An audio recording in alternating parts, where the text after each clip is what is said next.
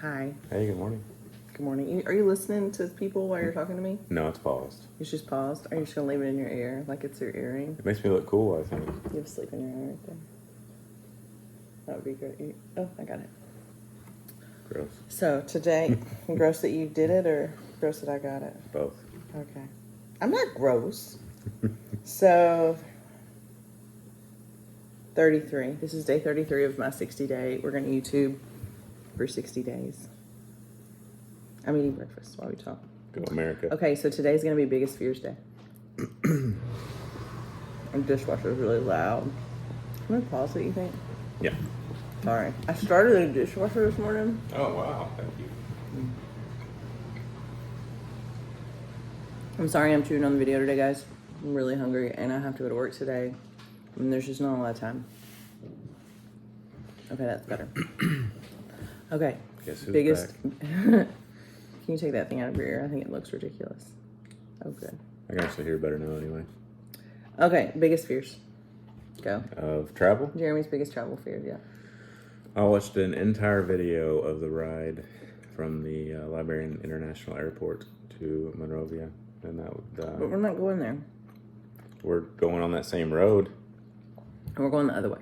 Well, I'm sure it's not better the other way. So that's, I'm a little antsy about that part, but that's okay. The whole video? It's like somebody did an 18-minute video or something. I'm sure it was fast forwarded, but there was a lot of muddy dirt roads. I'm like, wow, this is pretty interesting. And we're probably going to be in separate cars. In the middle of nowhere. I'm like, can I bring my own Uzi? You don't even have an Uzi. It'd be cool if I did. It would be cool if you did. What else you got?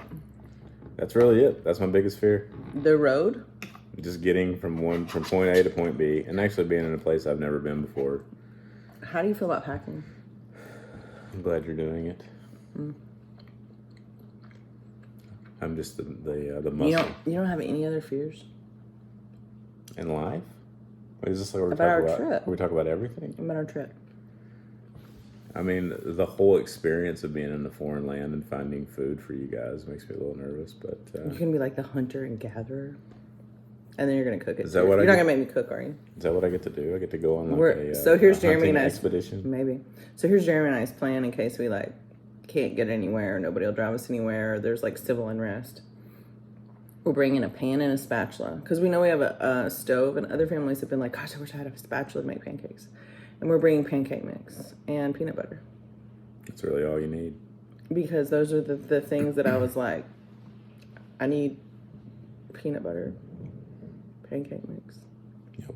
I'm bringing oatmeal too. I'm bringing some protein powder too. And one of my kids was like, why don't we just like take the powder out and put it in a separate bag? And I'm like, because it'll look like cocaine. And we'll get all our our searched because it'll look like cocaine. I did not tell her that. I was like, let's just leave it in the packaging. You know, it'll be fine. It's not that heavy. Our problem is not square footage, it's weight. And Beautiful Feet International is a birthing center. They have birthing centers. It's a national company. It's a nonprofit all over the world. They have a clinic in Liberia, so we're taking supplies there. So. What's your biggest fear? I have several. I don't know if I call them fears, concerns. I mean, I think I'm not really scared. I think about abduction. Your face looks so weird without your beard. I feel like you're kind of a stranger. Today he's a new man. Okay, in all seriousness, I am scared that we're gonna get to meet our kids and we're gonna not have any developments while we're there, and we're as expected. And we're just going to have to come home and tell them goodbye and go back again. That's a sadness, an apprehension of mine. I'm hopeful because one of the families that we know, they had a meeting this morning at the embassy. The embassy didn't let them through yet, but they had a meeting. And they think it went well. They were nice to them at least. And there's another family called with the other stuff. So they went through already. I'm kind of nervous to actually meet them, to meet our kids we've been talking about forever. Oh, yeah? Like the first reaction, that whole thing. Like, how's that going to go? Like, I'm sure our kids will take the lead. And this guy you've seen pictures of. How you doing?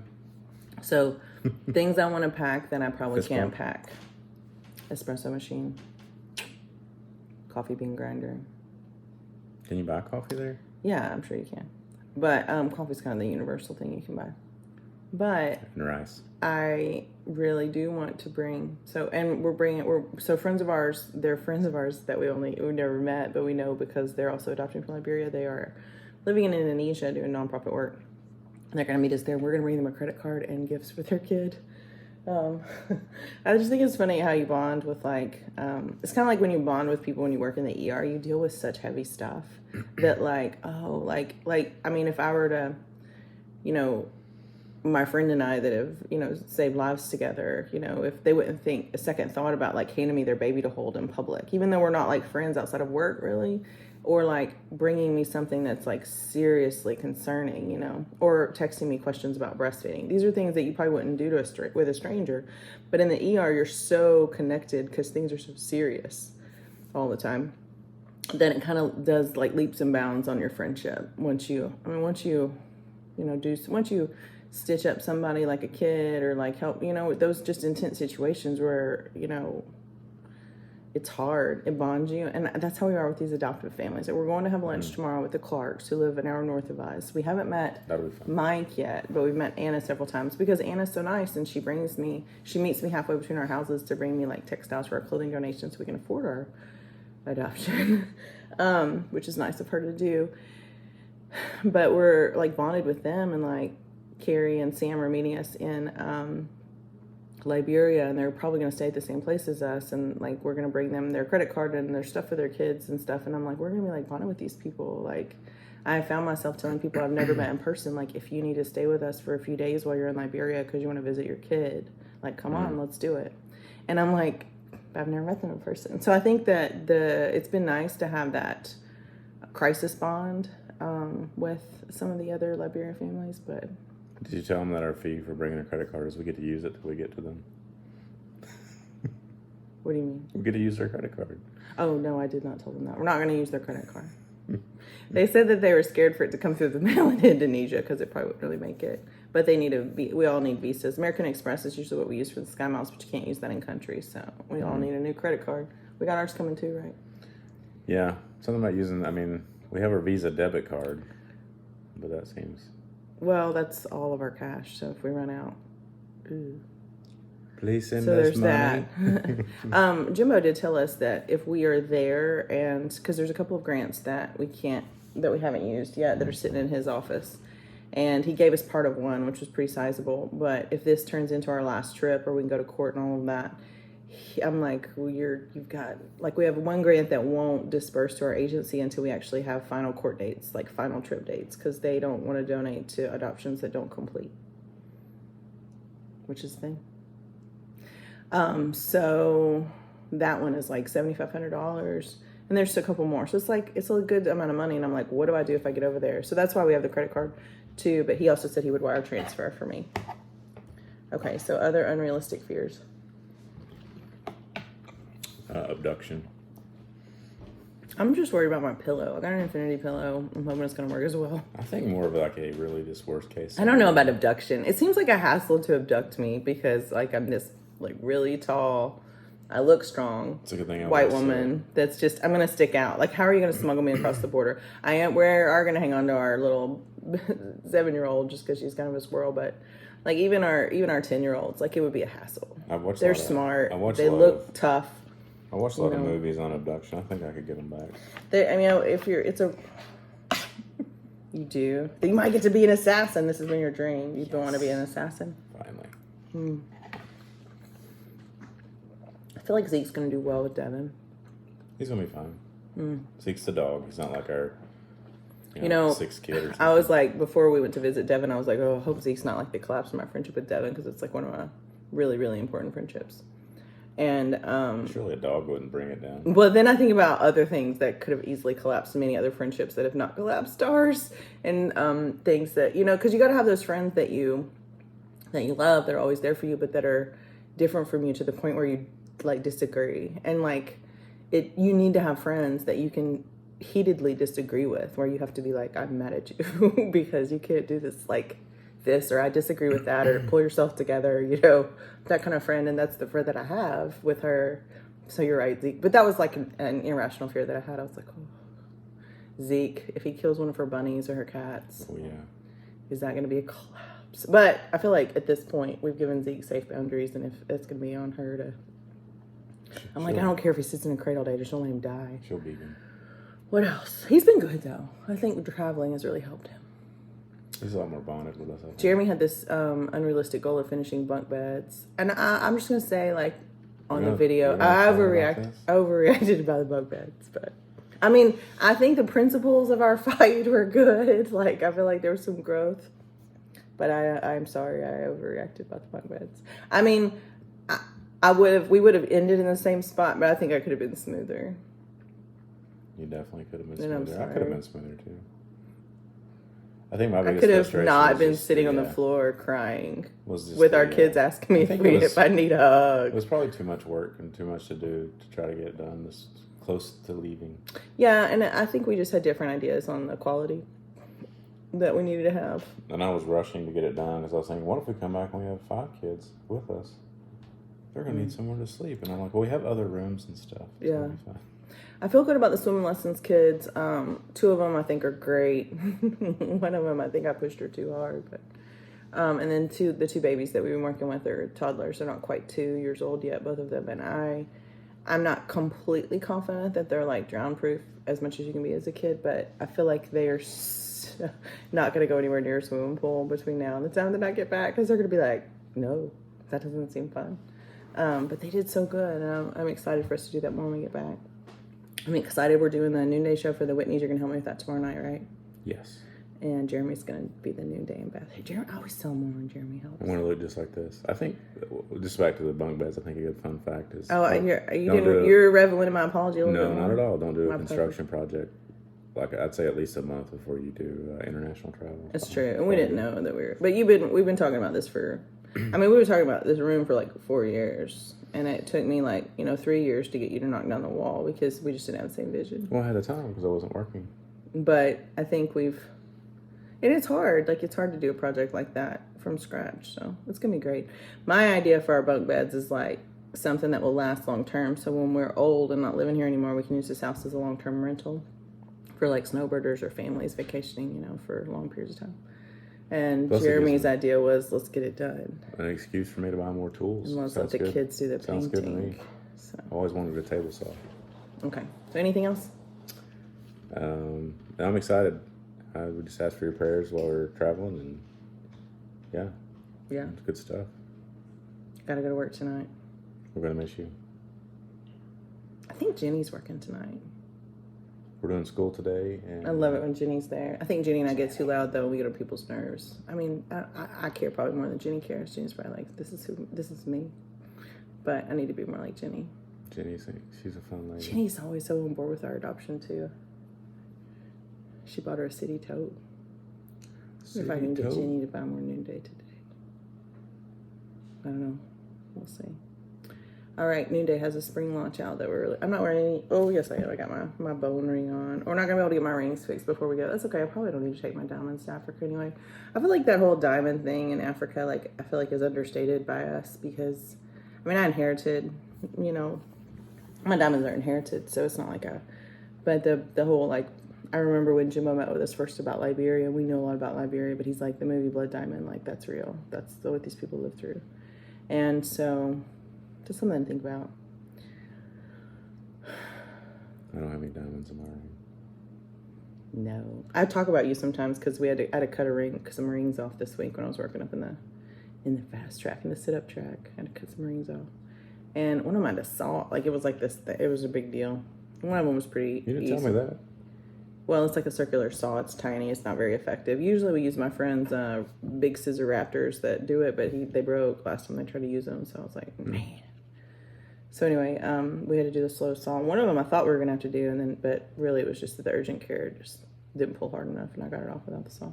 But anyways, I thought of you. I always think of you when I get a ring off about how scared you were. You're like, are you sure that we can cut through this one? Because Jeremy's ring is tungsten, isn't it? I forget. It's the one that you It's can't not. cut. It's the one you can cut. You can cut it. It will be cut. Because my brother has, I think, a titanium one, doesn't he? Yeah, that's the one. Well, he did. I don't guess he wears it anymore. We won't talk about that. Spoiler. I don't think that's the secret for him. But his wedding band was titanium, and my dad owns a business with heavy machinery where you can get stuff caught and cut your finger off, and people do that, so you get your hand caught in a machine, and if it's a big, like one of those big industrial converting machines, you can really do some damage to your finger. You can leave your finger and your ring in the machine and go to the doctor after that. Ouch. Don't bring it. We can't fix it. Is my guitar career over? But yeah, Jeremy's always freaking out about that. But his ring is fine. I'll wear a fancy New Day ring. I got to figure out what I think packing for me, like, so the kids' clothes are totally packed. We pretty much got the food that we have to have. We got to do snacks for backpacks, but like most of our luggage stuff.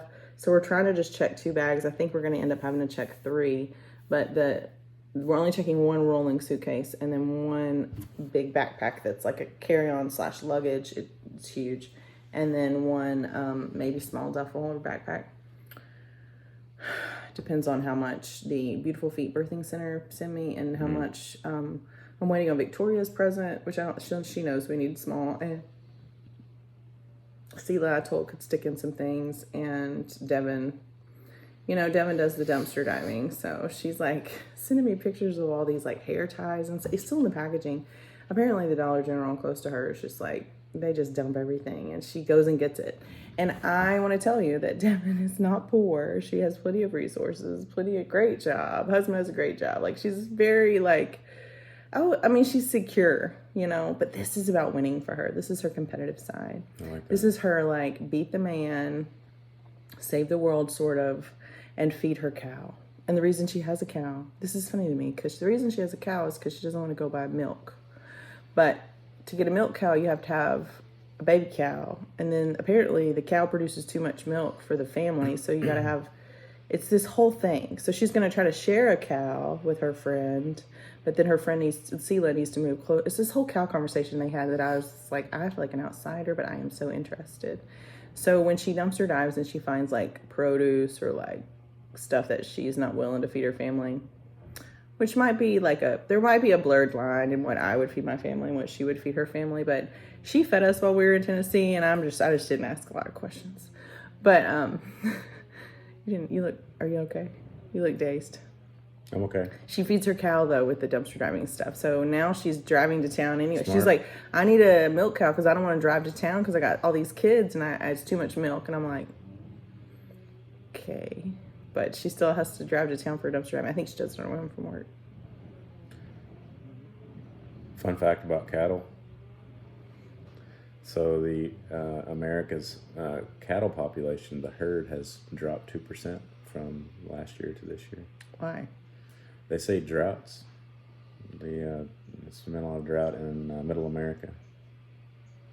To expect your beef prices to go up. So did you Google that, or did you just see that on your little Fox News app that I tell you shouldn't look at? I saw it on the news. Your little Fox News app. It's good. I need to know what's going on internationally before we leave.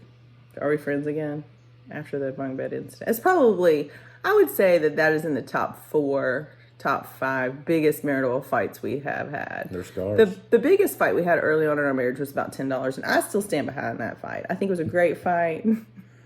Jeremy looked at me and said, "Did you just actually stomp your foot at me?" And I said, "Absolutely, I did. I would do it again."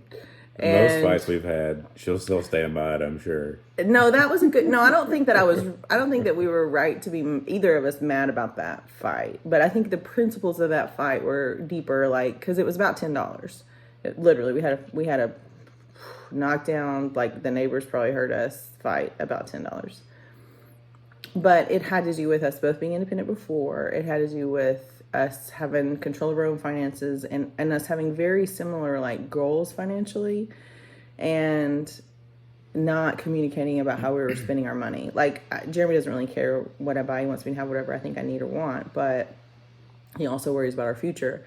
I worry about our future too, but I worry about it in a much more organized way, because I worry about it like, I'm like, let's look at the spreadsheet. Let's look at this. We got this projected. We got this going in. We got this going out. We're probably going to live this long. So I think about it a lot. But if I want something, I want to buy it. And he gave me a really hard time about buying something for like $40. But then he was spending $10 on something extremely frivolous. And I was like, well, if you're going to spend $10 and not tell me. So then we had to make a rule that you could spend, if you spent more than, like, at that time in our marriage, this is like 15 years ago, if you spent more than $50 or $75, you got to do a courtesy call. to the spouse. We were keep in mind, we didn't really have any money. We were in debt like $500,000 if you counted our real estate too. It was impressive. $500,000 counting both of our properties and all of our student loan debt, car debt, stupid debt.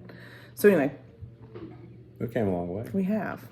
So now Jeremy's like, oh, we're never gonna have enough money, but he has settled in. We did our taxes. We're gonna get a little tax return. We'll have that coming in, so we don't fight anymore. But the fight about the bunk bed was like unprecedented emotion for fights. Like my middle child came up to me and was like, Mom, what's wrong? And I was like, I don't know. As we don't really hide our fights from our kids, we try not to lose our minds, but sometimes, I think if you grow up in a house and your parents never fight, then life's hard for you. If you grow up in a house where everybody's screaming all the time, it's hard for you too. But anyway, she gave me a hug, so that was good. Okay, anything else? No, I'm excited. You're I excited? miss you tonight. Jeremy is officially not worried about money today. Yeah, I'm going to work, so we'll see how that goes. Bye, everyone. Bye.